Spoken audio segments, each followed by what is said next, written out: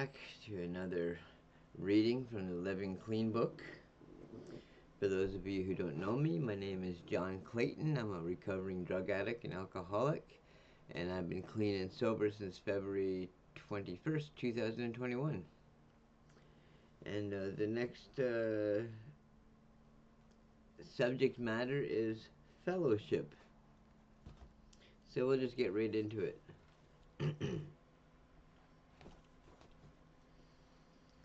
Fellowship. When NA began, the simple idea that addicts could recover in society rather than having to be removed from it for long periods of time was radical. For many of us today, what is revolutionary about our recovery is the love and intimacy we experience with other members. We come together in fellowship. As we stay together, we find in one another a deep affection and trust that can override the hurts and squabbles we have along the way. The ties that bind us together are also the roots that nourish our growth. When our when our first surrender happens in the arms of NA, there is a connection that is made between the suffering addict and the fellowship. We know from the beginning that NA is our lifeline. When something else brings us ashore, we may not know that as clearly. It can be frustrating when we need to teach someone that NA is not an extended aftercare program or a treatment feeder.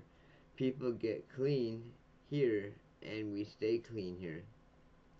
Part of what makes unity so vital to our recovery is that it can be easy to forget how. Sorry, let's try that again. Part of what makes unity so vital to our recovery is that it can be easy to forget how similar we are.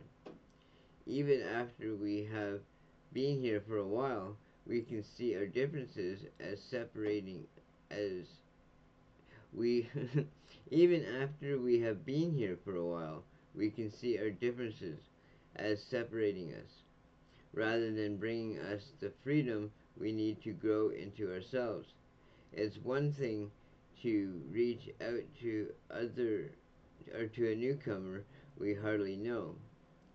But when we have known each other for years and still don't care much for each other, it may take a little more effort to reach across the divide. We can see that personality that doesn't appeal to us may still be able to carry the message to someone we couldn't reach ourselves. Having concern for each other, in spite of our personal feelings, can bring us surprising rewards. When we find ourselves caring about someone we don't like or don't know, we can feel our shared humanity and we recognize a new level of spirituality in ourselves. We call Narcotics Anonymous a fellowship for a reason. We are a community of equals and are brought together by necessity. But when we keep coming back, we find a common bond.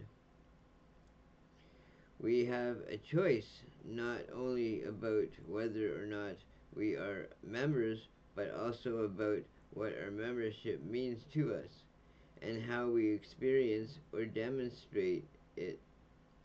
As our connection with others develops, we move from being abjectly alone to being deeply connected.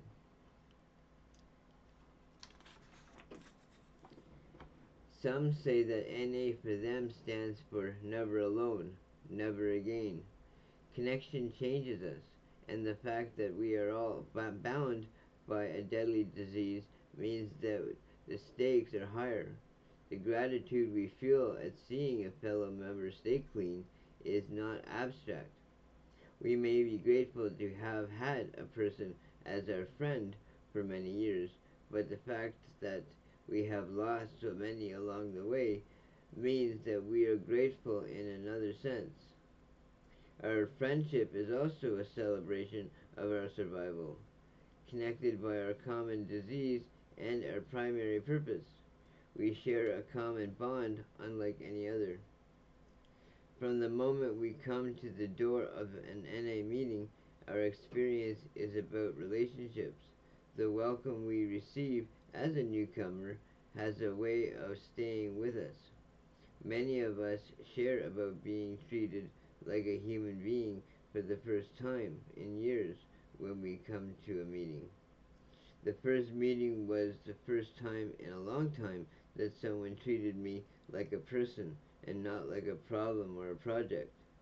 The fact that the people greeted us, sat with us, even hugged us without wanting anything in return seemed more surprising than the message we heard in words. The wordless language and recognition, belief, and faith, which we call empathy, is exactly what we need, and it happens in the exchange between virtual strangers in our meetings. This is nothing short of a miracle. Over time, we learn we have a safety net we can trust, and we can rely on the people who care for us to carry us through. Relationships are one area where we show our differences most sharply.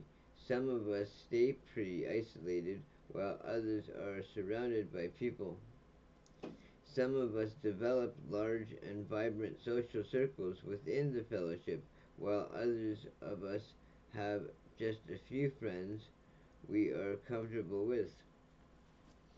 Some of us find that in recovery we calm down in all kinds of ways, while others are still partying till dawn, but doing it clean. Some of us stop dating when we get clean, and others go on a little wild. There is probably no idea area of recovery where we offer more advice or take less of it.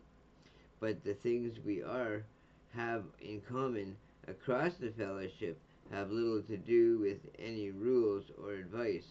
They have to do with the nature of our disease and the tools we use to address it. What we share is the disease of addiction and the principles of recovery that can guide us in all our affairs. There are some things that apply to all of us.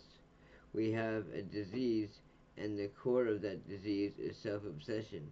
The most important tool we use in fighting our disease is empathy, the sense that other under, the sense that others understand us in a deep way, and that concern we feel for others that allows us to get out of ourselves and connect to something greater.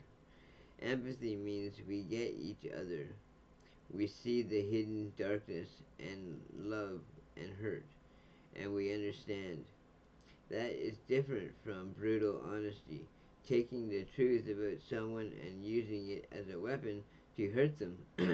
Empathy is not emotional violence. We might hand one another the truth on a plate, unavoidable, obvious, terrifying, and maybe also kind of funny, but we don't use the truth as a means to gain power and humiliate. We show one another through our insight and example that we have a better self and that we can rise to it. The things we complain about most in the fellowship are often the challenges from which we learn the most. As much as we would like to imagine that we would learn to practice spiritual principles, we by reading difficult or sorry by reading about them, we learn that they mean and how to apply them by by bumping up against each other, sometimes roughly, sometimes simply not escalating a conflict can be a success. It may not be within our power to make peace, but we can certainly keep a situation from impacting the newcomer or the atmosphere of recovery we all treasure. Many times we have seen members who actively dislike each other and set aside their differences to help a newcomer, or at the bedside of a sick friend, or at a moment of distress. The life and death struggles we experience and bear witness to put everything into perspective. The conflict, the drama, and the breakups in the rooms help to wear away our rough edges. We learn to deal with each other in spite of our feelings and our history. The intensity of fellowship is what brings us from our condition as isolated and alienated and frightened addicts is to loving, caring, and sharing members of NA. When we are in the middle of the worst kind of conflict, we may struggle to remember what we are still or that we are still welcome in meetings, that we still have people whom we trust and who care for us, and that we are still very much in the middle of the fellowship and of our own recovery process. We learn that even we have genuine need or concern. Almost any member will reach out to help, even if there has been some unpleasant history between us. We start to believe that we are safe. Over time, we cannot for people and see that they really do support us. We start to feel a little safer. We can be a little more willing to take a risk, let go of what's not working, and try something different. Each time we make ourselves vulnerable and find someone there for us, we come to a new level of safety and trust. We often tell newcomers we still love them until they learn to love themselves. What we are doing is loving one another back to life. That's true no matter how we express that love. Some of us are warm and affectionate. Some of us gruff around are gruff and removed, but what we do in the rooms when a meeting is happening is the same. We are turning our attention outside of ourselves and making a new kind of connection. The basic text tells us that love is the flow of life, energy from one person to another. This is essential to what we do. We connect with others and through them to a power greater than ourselves. Opening up to the world around us is a spiritual awakening.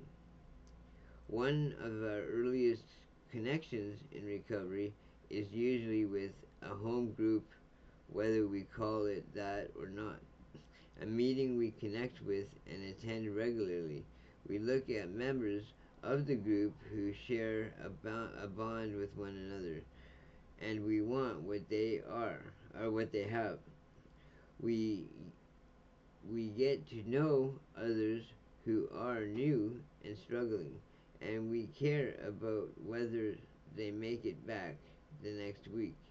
We start to hope for another members, and we find hope for ourselves as well. We find ourselves genuinely excited and see people celebrate the clean time. We are interested in others. Practicing self selflessness gives us relief from self-obsession.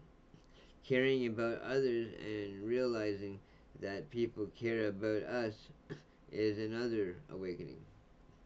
Our spiritual awakening shows in our actions. We join a group, find a sponsor, take on service position, we make commitments to show up and take action on a regular basis.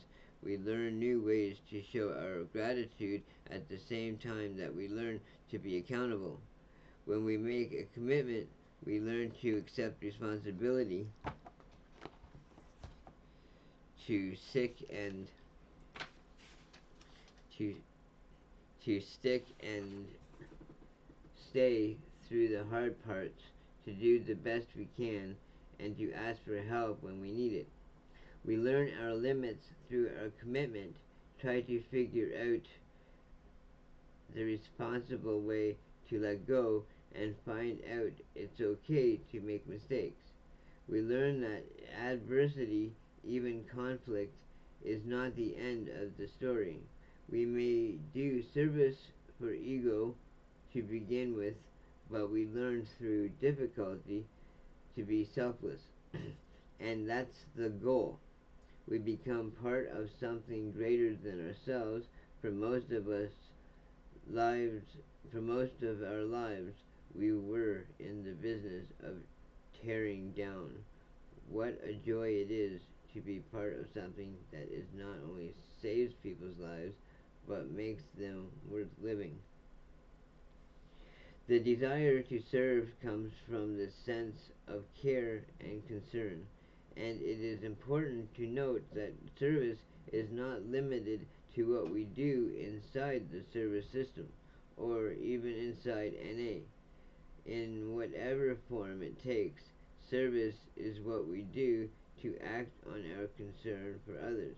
In meetings, that might mean setting up chairs and helping to clean up afterwards.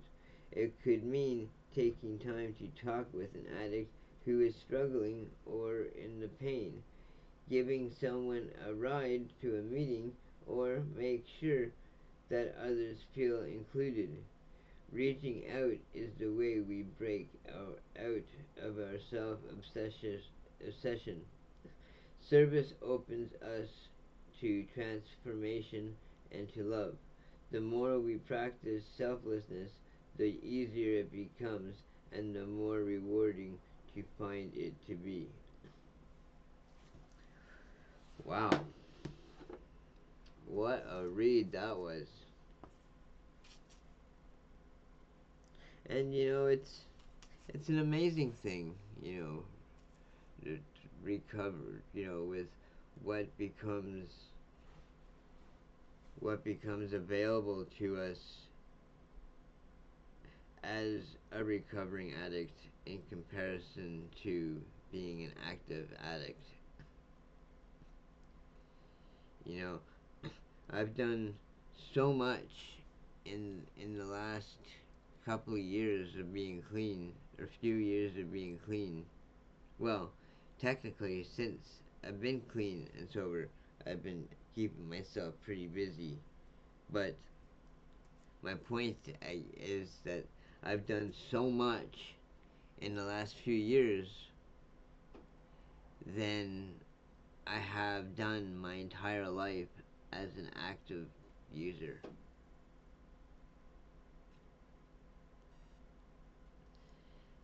It's so amazing what you can accomplish.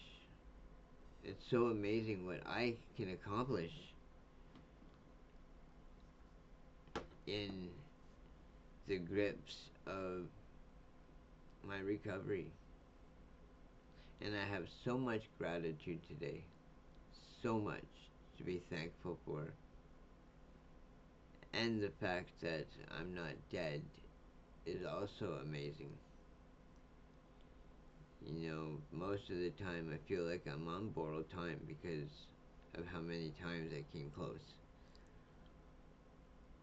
And so, it's obvious that God is not done with me, but what His plans for me is yet to be known.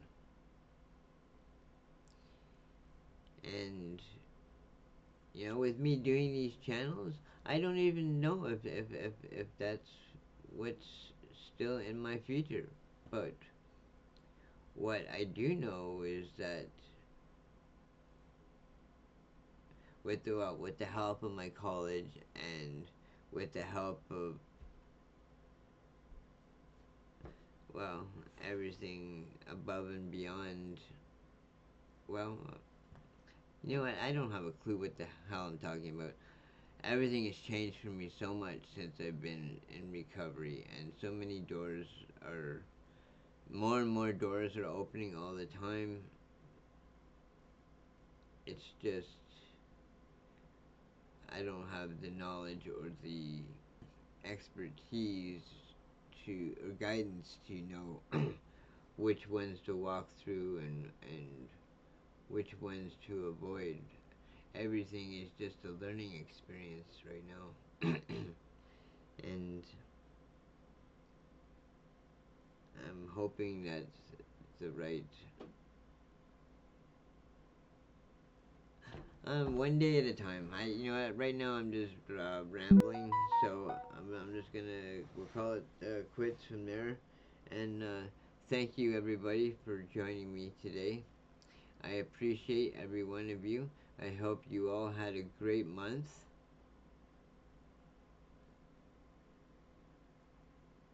Oh yeah, well that's actually right. It's only the 27th today.